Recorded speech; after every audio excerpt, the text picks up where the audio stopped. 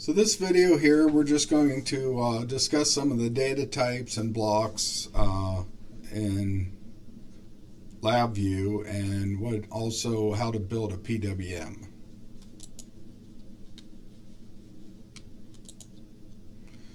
All right, so we have multiple different types of data types, and so this slide is kind of listing the most common that you would have, which would be unsigned ints, signed ints, floating point, booleans, or strings, okay? But as we get to the end of these slides, we'll have some other types that are not listed. So for integers, you have 8, 16, 32, or 64 bits, and this slide is showing you the maximum value of those. So you have an unsigned 8-bit or 1 byte, which will have a max value of 255, and that's it. Or 16 will go from 0 to 65, 535. Then we have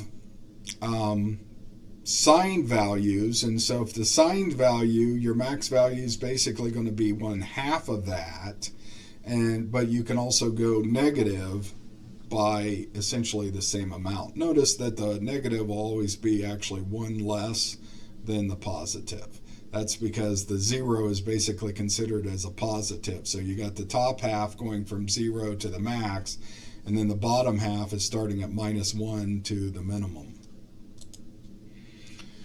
All right, for floating point, we have what's called the standard or single precision, which is 32 bits, which only gives you about 7 significant digits, but usually that's sufficient for most needs.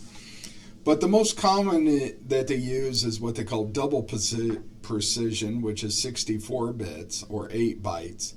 They also, if you really need a lot of accuracy, you can actually go to what they call an extended precision, which is 16 bytes. So every number, even if it's the number 1.1, it's going to require 16 bytes or 128 bits to store it if you store it as an extended precision.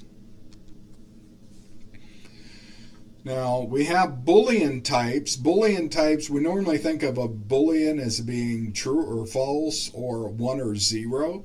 However, if it's Boolean type, you can think of it as a 1, but you can't put a numeric integer of 1 or 0 into a Boolean, something expecting a Boolean. You first have to convert it to the type Boolean. We also have strings. Strings are just words or an array of words, you know, like a sentence or a paragraph or something like that.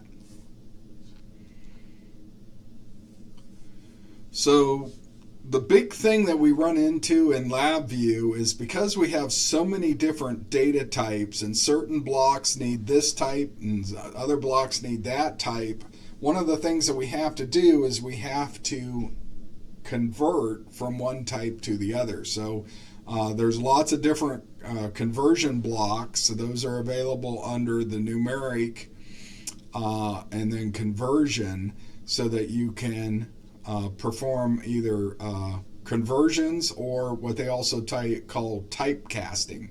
So the idea of a typecast is when sometimes it's like if you want to do some numeric calculations and you want to, like, say, take the number 3.14159, right, pi, and multiply that by 2, so 2 is an integer, you don't necessarily have to convert 2 into a floating point. You can just typecast it for that calculation. So you're basically converting it for that one calculation to a floating point, and then you can still have your value of 2 there.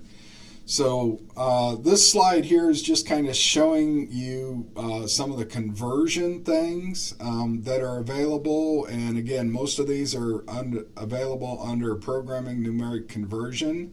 But if you want to go with a Boolean to an unsigned integer, then you would actually go under the Boolean area and convert that.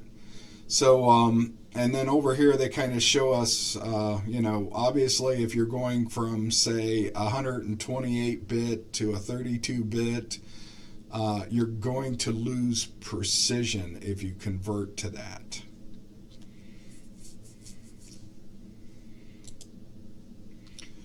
All right, so this slide is showing us kind of what happens here. So if I have a double value, right, so this is a 64-bit floating point number, and the value in this case is 3.75, and I'm going to convert that to an integer.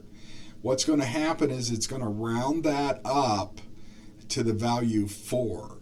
Okay, so my number, which was never 4 before, but it gets rounded up to 4.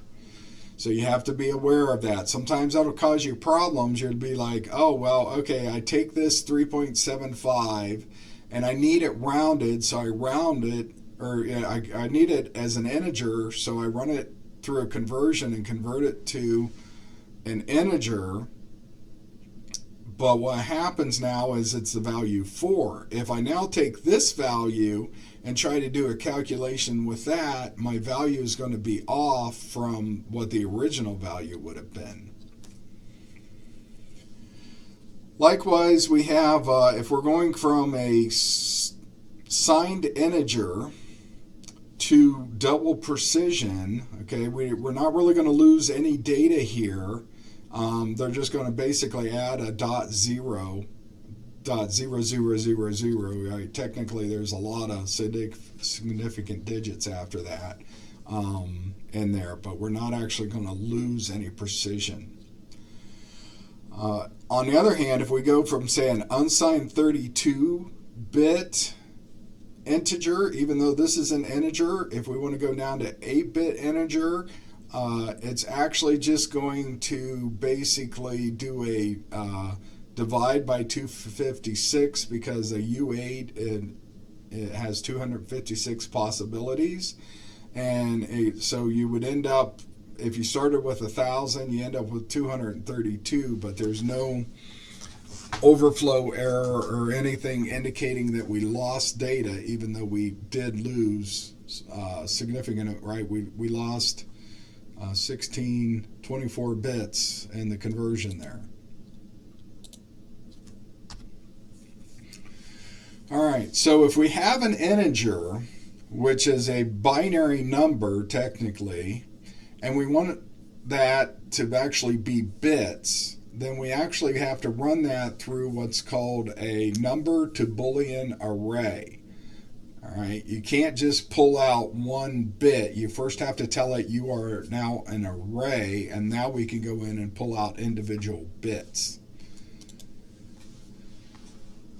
All right, so an array is a group of data types of the same data type. So you can have an array of integers, you can have an array of floating point, you can have an array of extended precision floating points, but you can't have an array of like 32-bit floating points and extended 64-bit floating points. Okay, arrays can only consist of all the same values. But when we have an array, we can create an array using a build array block where we feed in individual values. They also have an initialization piece to just initialize it once.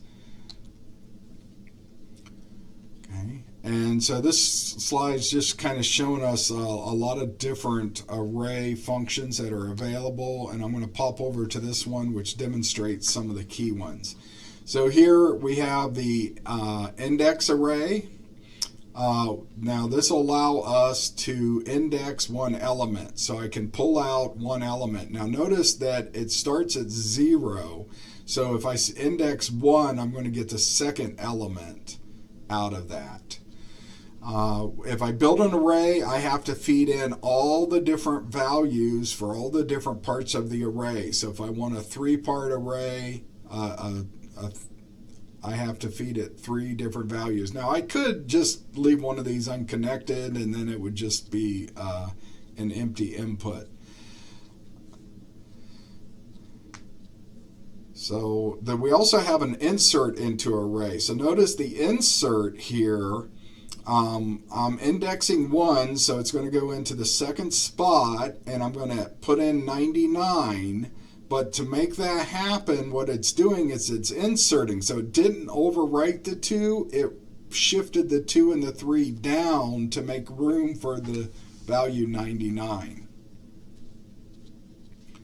If I delete from an array, I shift back the other way. So in this case, I indexed it 2, and I'm just going to delete that one value. So I had 1, 2, 3, 4. I deleted the 3, and I'm left with 1, 2, and then 4.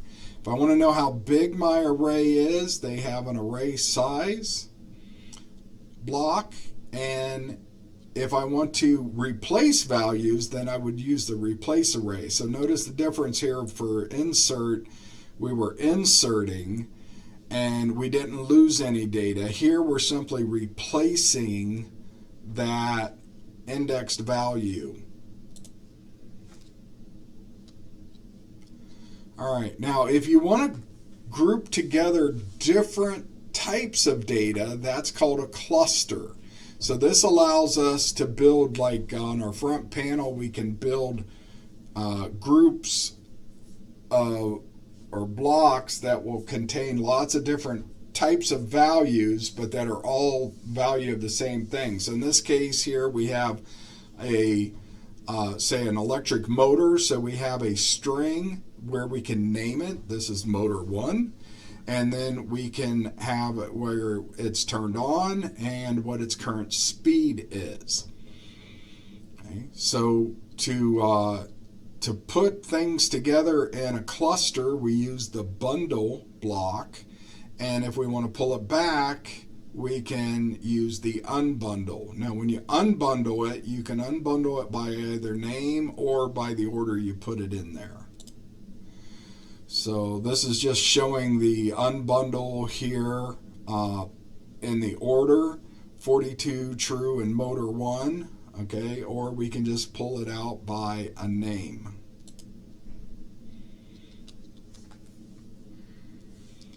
All right. So to use clusters, you know, again, using them for like in an HMI or what they call sub-VI. So we haven't really got to sub-VIs, right? But a VI is that the whole program, but you can actually group and create a sub-VI, and then to pass into that, you have to, you know, you're going to maybe have to pass in lots of different data types. So that would be setting up a cluster.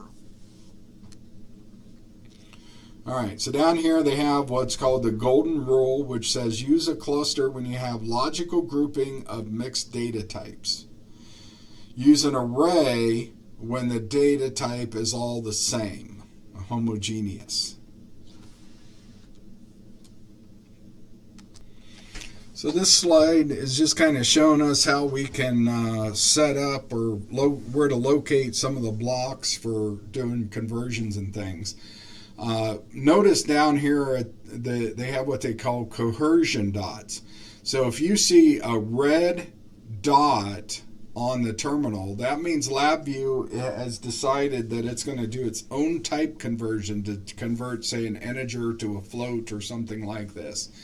But notice here it says that adds overhead. What does overhead mean? It means that the program is going to be slowed down. It's going to run slower than it would if you forced it to the conversion. So it's better, it'll run more efficient and use less processing power if you force it into the type that it needs to be.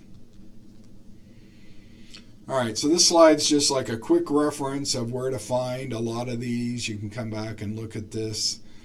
All right, now I went ahead and did some screenshots here to just kind of show you some of the things and made some notes. So again, arrays are a combination of identical data types. A 1D array is referred to as a vector. Sometimes arrays are also referred to as matrices, especially if you're talking about doing mathematical calculations here. All right, so strings, again, are 1D arrays. Well, they're usually 1D array of characters, but they don't actually call it that. They call it a string. All right, so you have like the letter A, letter B, letter C, and they're all together. Then, you know, that would be an array of characters, I guess, as a string on there. But there's lots of functions for converting strings to, like, if you needed to make them all uppercase or all lowercase, or you simply needed to convert. So let's say you had a block where somebody could, a text box on your front panel where somebody can type in a number. Technically that's going to be a string. You're going to have to convert that then into a number.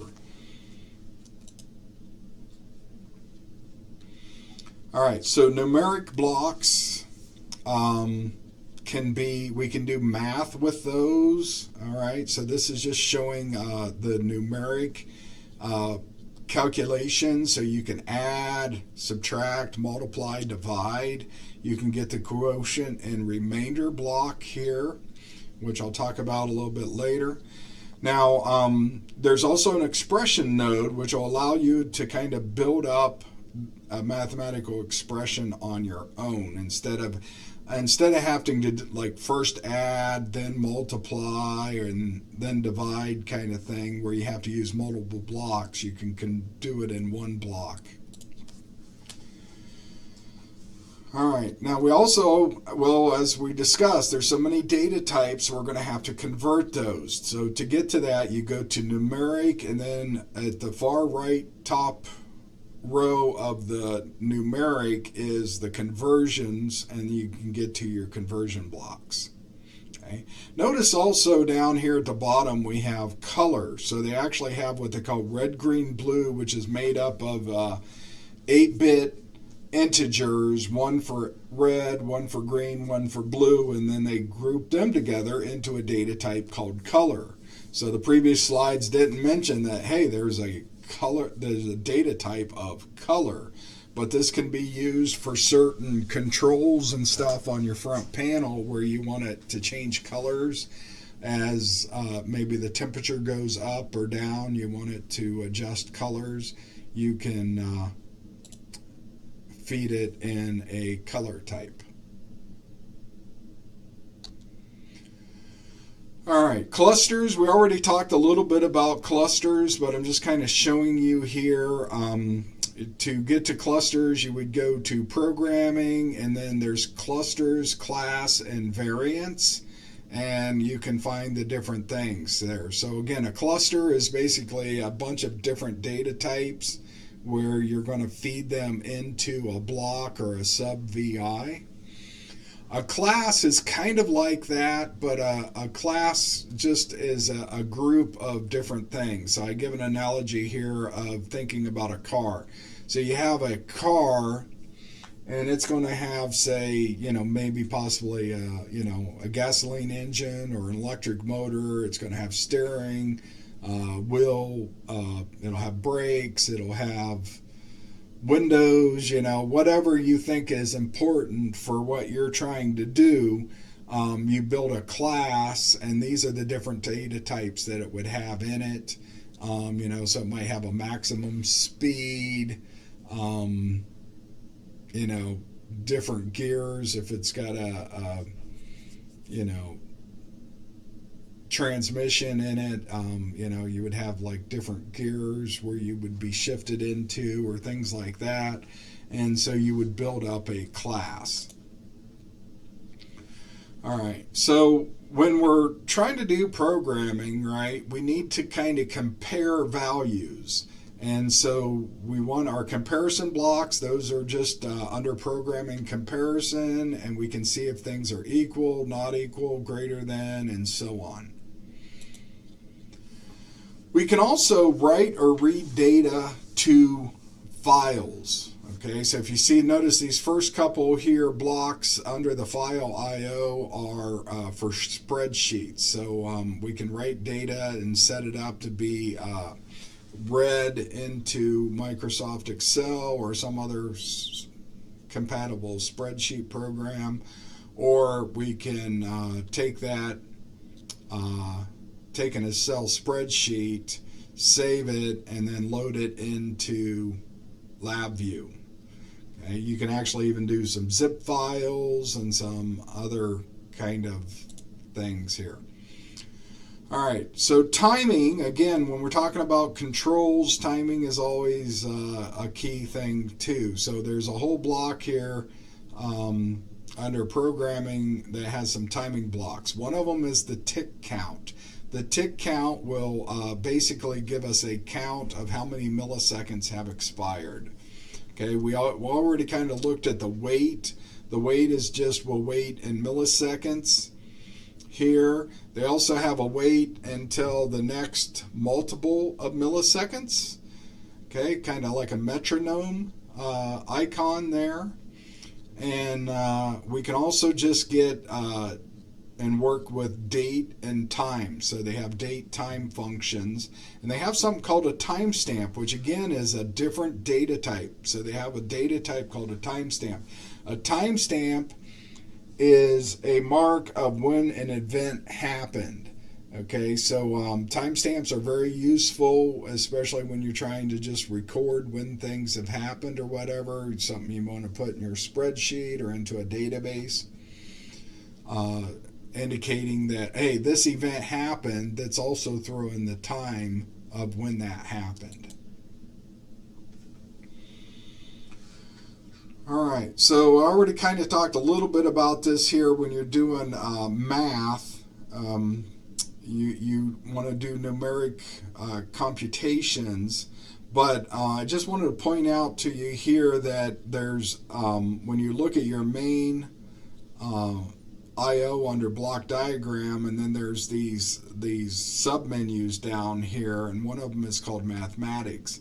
And so there's lots of different of these underneath mathematics, but the numeric that I showed you before is also available there, because it kind of makes sense. It's like, well, I want to do some numeric computations, so they also give it to you under the mathematics block.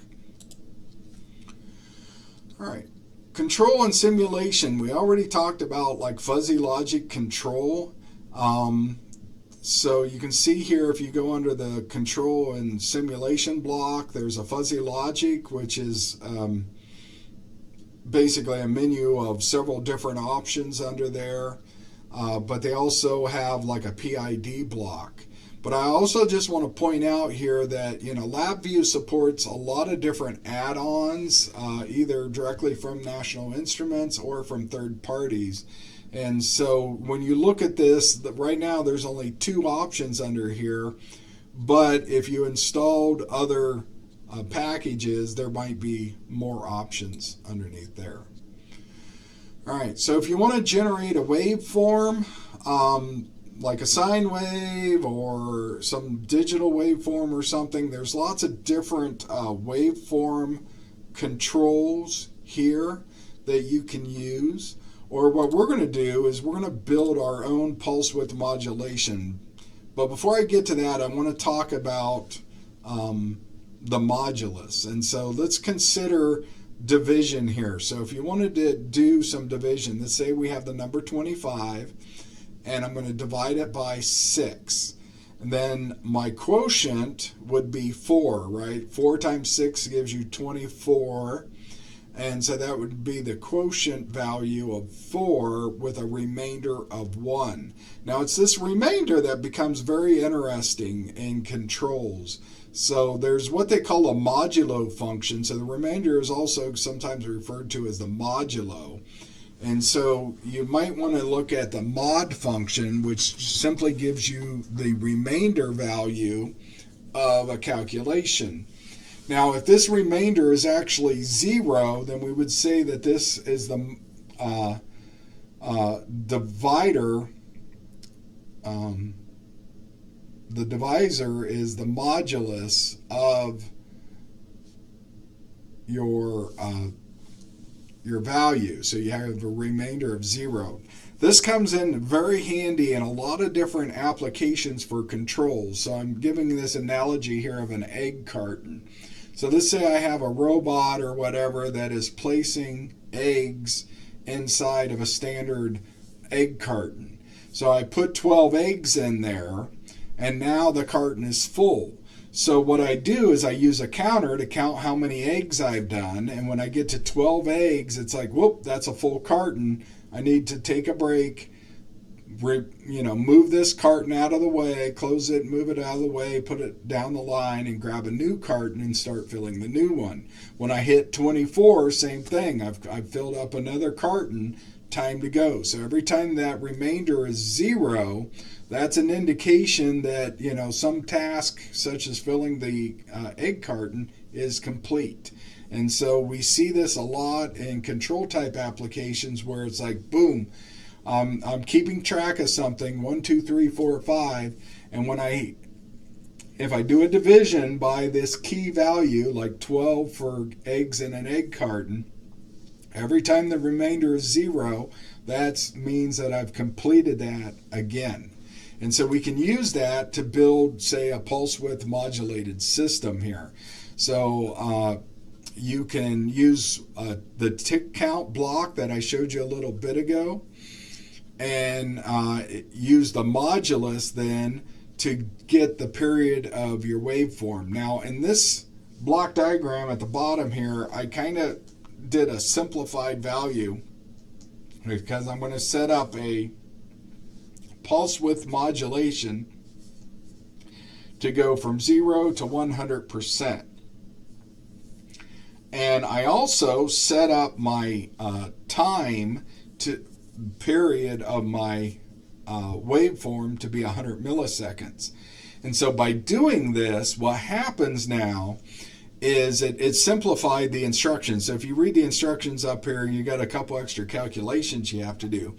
But in this case, I've got my milliseconds coming in here at 100 milliseconds.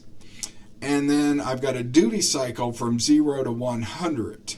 And so if I look at the remainder of my milliseconds from 0 to 100, every time and my duty cycle say set to 50, then I'm going to have my output will be on. In this case, I'm just sending it to display an LED here.